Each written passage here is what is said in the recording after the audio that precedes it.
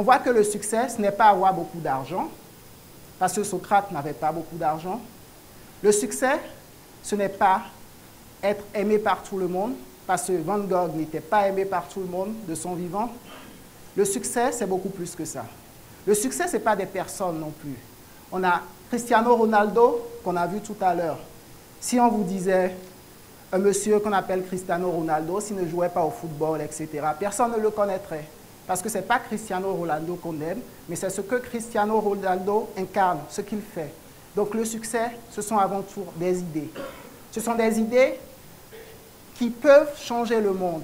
Lorsque vous parlez à des personnes qui sont aujourd'hui parmi les personnes qui ont le plus de succès dans le monde, lorsque vous demandez à Mark Zuckerberg, qui a créé Facebook, qu'est-ce qu'il a envie de faire de sa vie, il va vous dire « je veux changer le monde ». Lorsque vous demandez à Elon Musk, qui essaie maintenant d'envoyer des gens sur Mars, il le fait pour aussi changer le monde. Donc le succès, c'est d'abord créer une idée qui peut changer le monde. Ceux qui ont le plus de succès, ce sont ces personnes-là qui arrivent à avoir ces idées qui changent la vie de millions, de milliards de personnes. Pouvoir créer ces idées qui changent l'humanité. Donc, d'après moi, c'est ça le succès. Lorsque j'ai commencé, c'était il y a 10 ans, j'ai commencé tout seul, dans ma chambre ou dans un cyber, à programmer, à créer des choses que des personnes à l'autre bout du monde utilisaient.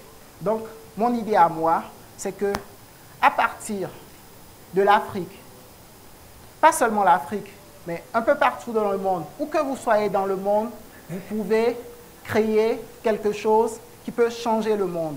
C'est mon idée à moi. Et c'est ce que j'essaie de partager dans chacune de mes initiatives. Et j'aimerais vous demander à vous, pensez-y, quelle est votre idée à vous? C'est ce que j'aimerais vous demander.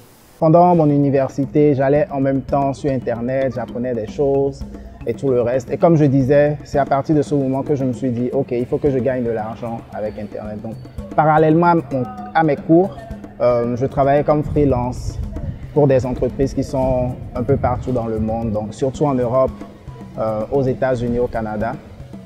Et j'ai fait cela pendant jusqu'en 2010 à peu près, où j'ai travaillé avec quand même de grandes boîtes dans le domaine du marketing, une grande université comme Stanford University, etc. Et ensuite, en 2013, il y a eu ce déclic où je me suis dit, OK, j'arrête de travailler comme consultant. J'essaie de, au lieu de créer des produits que des entreprises, en fait, ce que je faisais, c'est aider les entreprises à créer des produits qu'ils revendaient. Donc là, maintenant, je voulais juste vendre mes produits directement aux consommateurs. J'ai un master en génie industriel, mais ce n'est pas ce qui m'a permis d'apprendre à programmer. Je l'ai appris tout seul, moi-même en cherchant sur Internet.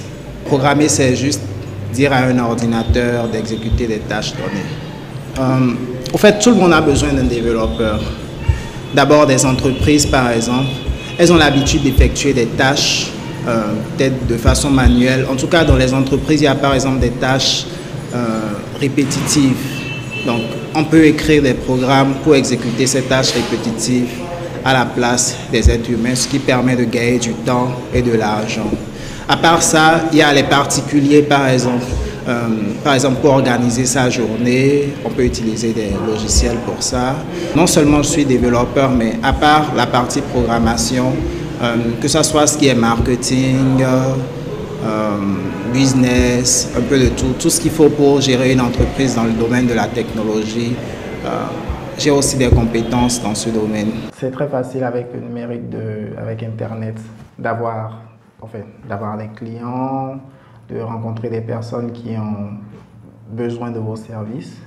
Mais en même temps, je dirais non, parce que c'est quand même pas de la magie. Si vous n'avez rien d'intéressant à vendre, personne ne va acheter. Donc, le plus important, c'est d'avoir quelque chose d'intéressant à vendre. Si tu as quelque chose d'intéressant et que des gens ont besoin de ça, tu vas vendre ça aussitôt. Tu vas sur Internet, tu fais ton site web rapidement.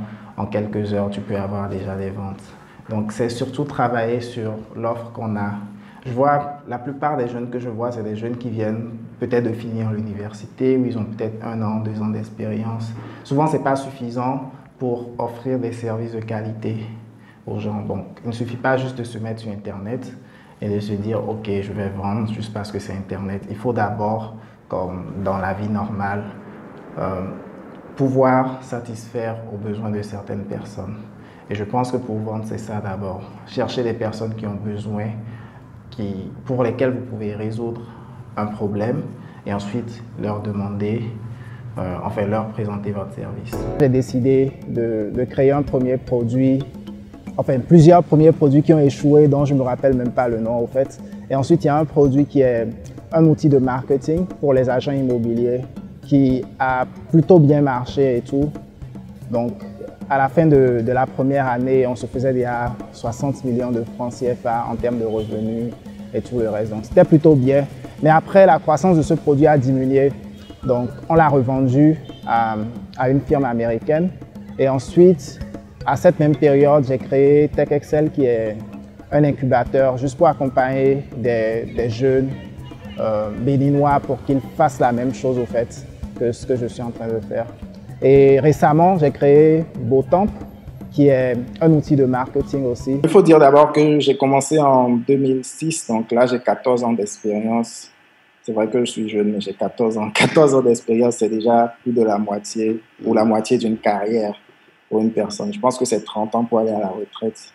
Donc c'est quand même une grosse expérience comparé à quelqu'un qui a peut-être 5 ans d'expérience ou même 7 ans d'expérience. Oui, ok, d'accord.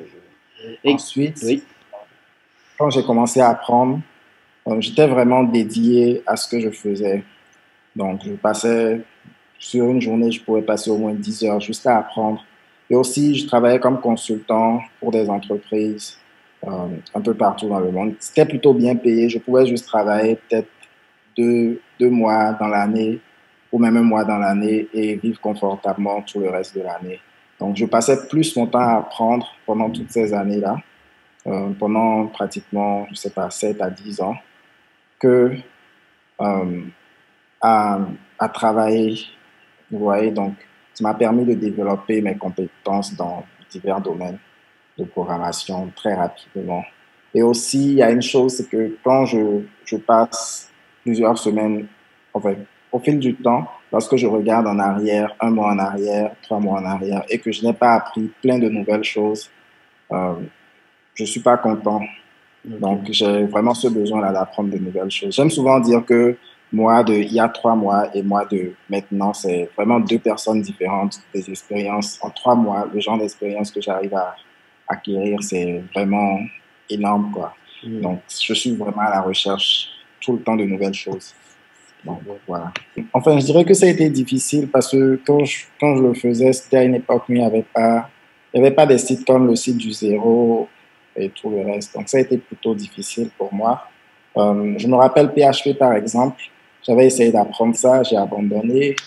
Enfin, j'avais vraiment essayé au début, avant de comprendre déjà la programmation même, ce que c'était, c'est quoi, les structures de contrôle, ce genre de choses. Donc, j'ai essayé PHP, je n'ai rien compris du tout. Donc, je suis HTML et tout le reste. Donc, après, quand j'ai un peu compris comment la programmation marche et tout, je suis retourné sur PHP. Et là, c'était facile à comprendre. Donc, c'est un peu ça. Je dirais que ce qui arrive souvent, c'est que quand les gens veulent apprendre la programmation, ils ont l'impression que, OK, ils s'y mettent en quelques semaines ou quelques mois, ils vont comprendre. Alors que pour d'autres métiers, quand on envoie un jeune à l'école, on dit deviens ingénieur. On envoie 5 ans à l'école, par exemple. Et à la fin, lorsqu'il sort, il n'est même pas encore opérationnel. Donc, il doit faire des stages, etc. Donc, ça prend vraiment beaucoup de temps. Donc, quelqu'un qui veut devenir programmeur ne peut juste pas espérer du jour au lendemain pouvoir devenir très bon en programmation. Du coup, il faut je dirais qu'avec beaucoup d'efforts, c'est plutôt rapide. Donc, en 2 ans, 3 ans, on peut devenir un programmeur quand même assez bien. Des startups conçues et gérées depuis le Bénin à destination du marché international. C'est le secret d'Ulrich Sossou et c'est ce qu'il enseigne aux entreprises qu'il parraine. Quand leurs startups vont marcher et tout, c'est sûr qu'ils vont refaire la même chose de leur côté aussi, investir dans d'autres startups et ça permettra à l'écosystème de se développer. À 28 ans, la soif de création d'Ulrich Sossou semble intarissable. L'an dernier, en plus de son incubateur, il a investi 50 millions de francs CFA en fonds propres dans des startups auxquelles il croit. Son objectif, participer à la création de la première start-up mondialement connue depuis le Bénin.